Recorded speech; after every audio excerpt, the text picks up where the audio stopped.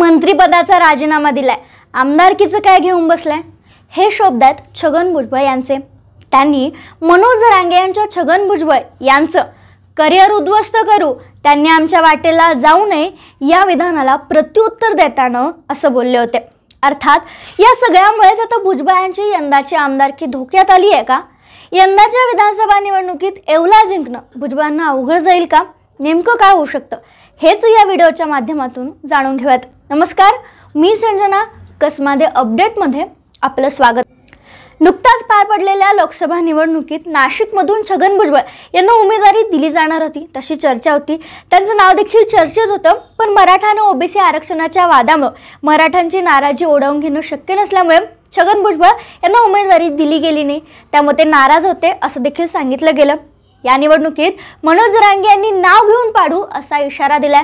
त्यात राष्ट्रवादीमध्ये फूट पडल्यानंतर छगन भुजबळांनी अजित पवारांना साथ दिली आहे आणि या सगळ्या गोष्टीचा परिणाम यंदाच्या विधानसभा निवडणुकीत होण्याची शक्यता नाकारता येत नाही।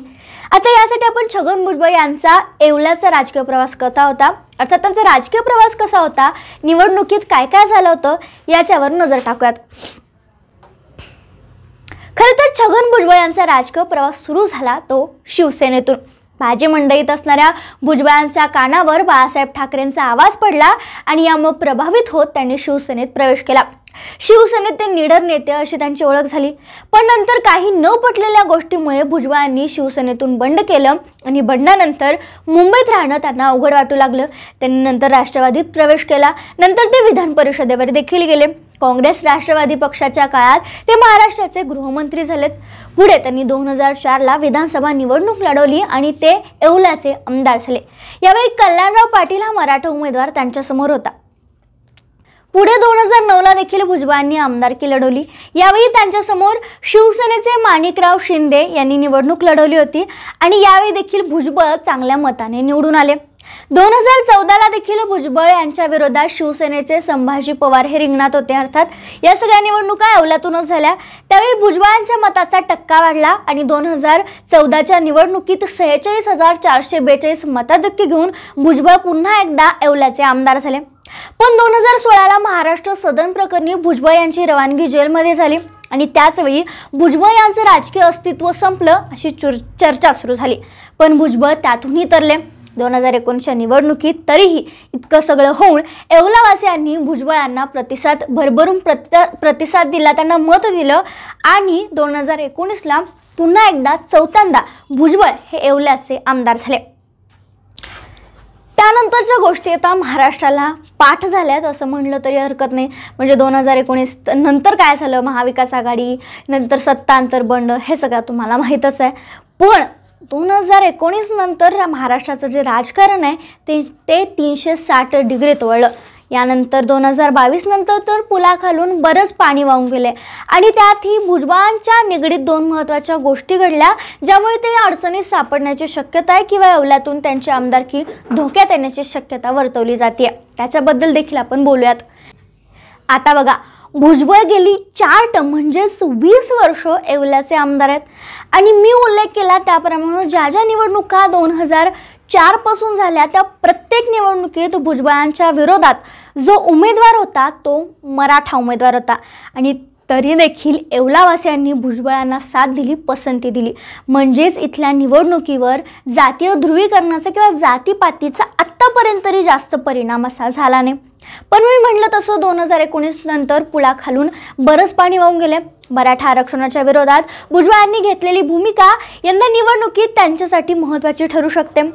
मराठा आरक्षण हा लोकसभेत महत्त्वाचा ठरलेला मुद्दा होता, आता विधानसभेत देखील तो असणार आहे, कारण जरांगेंनी यावेळी नाव घेऊन पाडू असा इशारा दिला। तसेच जरांगेंच्या तोंडावर नेहमीच म्हणजे जरांगेंच्या निशाणावर नेहमीच छगन भुजबळ असतात, याचा परिणाम होऊ शकतो जसा लोकसभेत झाला। आता येवल्यामध्ये थोडं कमी अधिक प्रमाणात त्याची शक्यता, ज्याप्रमाणे लोकसभेत मराठा आरक्षणाचा मुद्दा चर्चेत होता विधानसभेत देखील असणार आहे। त्यात जरांगेंनी नाव घेऊन पाडू असा इशारा दिलाय, त्यामुळे छगन भुजबळांसाठी ही नक्कीच धोक्याची घंटा आहे। त्यात अजून एक मायनस पॉईंट छगन भुजबळांसाठी यंदाच्या विधानसभा निवडणुकीत असू शकतो, तो म्हणजे राष्ट्रवादीमध्ये झालेलं बंड, शरद पवार गटाला मिळणारी सहानुभूती। याचं कारण म्हणजे छगन भुजबळांच्यावर एवढे आरोप झाले तरीही शरद पवारांनी छगन भुजबळांना साथ दिली, त्यांना पक्षातून काढलं नाही, नेहमीच ते त्यांच्यासोबत राहिले. आणि असं असून देखील पवारांच्या उतरत्या काळात त्यांनी म्हणजे शरद पवारांच्या उतरत्या काळात छगन भुजबळांनी बंड केलं. बंडात अजित पवारांसोबत ते सामील झाले आणि यामुळं कुठंतरी याचा परिणाम होतोय की सहानुभूती शरद पवारांना मिळते.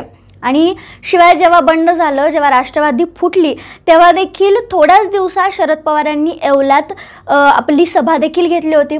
याचा नक्कीच परिणाम होऊ शकतो आणि यामुळं याचा जो पुरेपूर वापर आहे तो महाविकास आघाडी नक्कीच करू शकते. आता बघा, येवल्यातील जातीय समीकरण आहेत ती स्पष्टपणे सांगता येणार नाहीत, पण छगन भुजबळ यांच्या समर्थकांच्या दाव्यानुसार येवल्यात 1,28,000 मराठा समाज आहे. तर मराठा आरक्षण समर्थकांच्या मते येवल्यात मराठा समाजाची लोकसंख्या 1,25,000 एवढी आहे.